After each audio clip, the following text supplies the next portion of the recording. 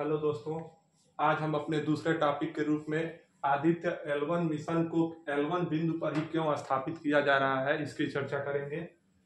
L1 point के बारे में सबसे पहले बताने वाले थे लैग्रांज, जो एक फ्रांस के गणितज्ञ थे, जिन्होंने धरती और सूर्य के बीच में 5 ऐसे पॉइंट की खोज की थी जहां पर धरती का गुरुत्वीय बल और सूर्य का गुरुत्वीय बल एक दूसरे को नेग्लेक्ट करते हैं।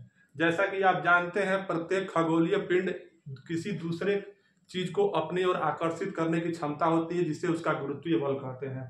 क्योंकि हमारी जो धरती है उससे सूर्य बहुत बड़ा है, इसलिए सूर्य का जो ग्रेविटेशनल फोर्स है वो हमारे धरती के ग्रेविटेशनल फोर्स से काफी ज्यादा है। लेकिन धरती और सूर्य के बीच में हमको एक ऐसा पॉइंट मिलता है जहां पर दोनों का गुरुत्वीय बल एक समान होता है, और इस बिंदु पर हम अगर किसी सैटेलाइट को स्थापित कर दें तो वो बिना किसी ईंधन के वहां पर कार्य कर सकता है।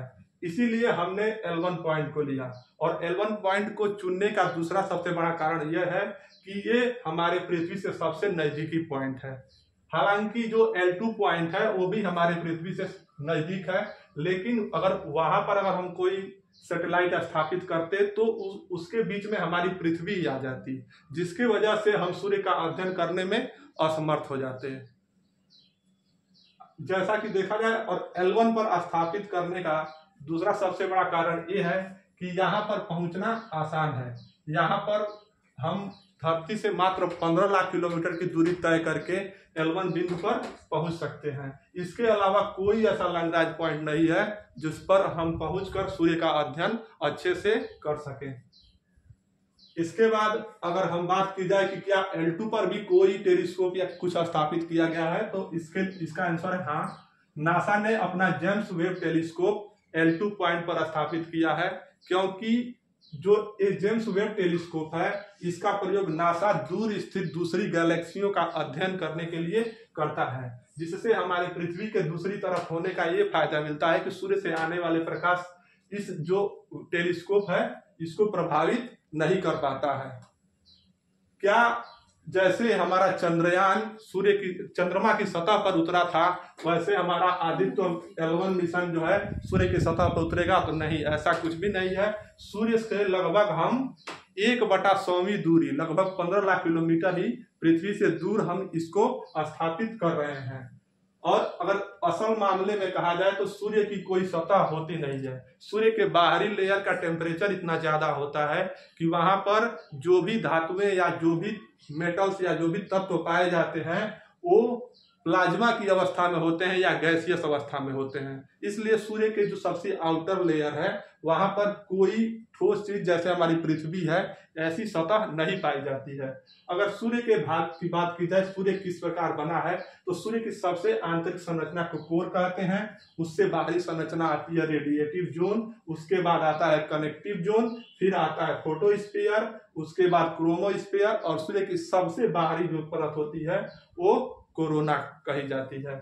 इसमें जो 3 शुरू की परतें हैं उनको सूर्य के आंतरिक परतों में गना जाता है, और जो 3 बाहरी परतें हैं इनको सूर्य के बाहरी परतों में गना जाता है। L1 पॉइंट पर सैटेलाइट को स्थापित करने का हमको एक और फायदा मिलेगा कि जब पृथ्वी पर सूर्य ग्रहण या चंद्र ग्रहण हो उस समय भी हम सूर्य को आसानी से देख सकते हैं। जैसे देखिए, सूर्य ग्रहण की घटना के दौरान क्या होता है कि हमारा जो चंद्रमा है वो पृथ्वी और सूर्य के बीच में आ जाता है। जो चंद्रमा यहाँ पर है वो पृथ्वी और सूर्य के बीच में आ जाता है, जिसके वजह से जो सूर्य से आने वाला प्रकाश है वो पृथ्वी पर नहीं पहुंच पाता, अर्थात सूर्य हमको दिखाई नहीं देता है। इस स्थिति को सूर्य ग्रहण कहते हैं। और चंद्र ग्रहण के दौरान जो हमारा चंद्रमा है वो जस्ट पृथ्वी के दूसरे अपोजिट सिरे पर आ जाता है। यहाँ पर पृथ्वी होती है, अगर सन को यहाँ पर मान लिया जाए और पृथ्वी को यहाँ पर मान लिया जाए तो चंद्रमा यहाँ पर इसके सीध लाइन में पहुंच जाता है, जिसके वजह से पृथ्वी की छाया चंद्रमा पर पड़ती है, जिस कारण चंद्रमा का कुछ भाग हमको दिखाई नहीं देता। इस परिस्थिति को हम चंद्र ग्रहण कहते हैं। तो सूर्य ग्रहण या चंद्र ग्रहण की परिस्थिति होने के बावजूद भी L1 पर अगर किसी हम उपग्रह को स्थापित करते हैं तो वो सूर्य को पूरी तरह हमेशा अध्ययन कर सकता है। इसका कोई प्रभाव नहीं पड़ेगा। और सूर्य पर होने अगर चंद्र ग्रहण या सूर्य ग्रहण के दौरान सूर्य में क्या कोई परिवर्तन होता है, इसका भी हम अध्ययन L1 पर स्थापित किसी सैटेलाइट द्वारा कर सकते हैं। अब बात की जाए कि ये सैटेलाइट किस प्रकार सूर्य के चारों ओर चक्कर लगाएगी, तो जैसे जैसे देखिए ये जो पांचों पॉइंट हैं ये एक साथ रोटेट करते रहते हैं। जैसे जैसे पृथ्वी ऐसे रोटेट करती है, ये पृथ्वी के रोटेशन का मार्ग है, और जो हमारा चंद्रमा है वो पृथ्वी के चारों ओर ऐसे रोटेट करता है। तो जब पृथ्वी जैसे जैसे रोटेट करती है इस हिसाब से वैसे वैसे हमारे पांचों लैग्रांज पॉइंट जो चारों ओर रोटेट करते हैं, और हम अपना जो सैटेलाइट है इस बिंदु पर स्थापित करेंगे, तो इस लैग्रांज पॉइंट के रोटेशन के साथ साथ हमारा सैटेलाइट भी सूर्य का पूरा चक्कर लगाएगा।